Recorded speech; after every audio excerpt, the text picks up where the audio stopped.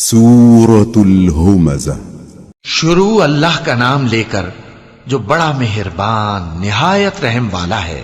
ہر غیبت کرنے والے تانے دینے والے کی خرابی ہے جو مال جمع کرتا ہے اور اس کو گن گن کر رکھتا ہے، شاید وہ خیال کرتا ہے کہ اس کا مال اس کی ہمیشہ کی زندگی کا موجب ہوگا، ہرگز نہیں، وہ ضرور حطمہ میں جھونک دیا جائے گا۔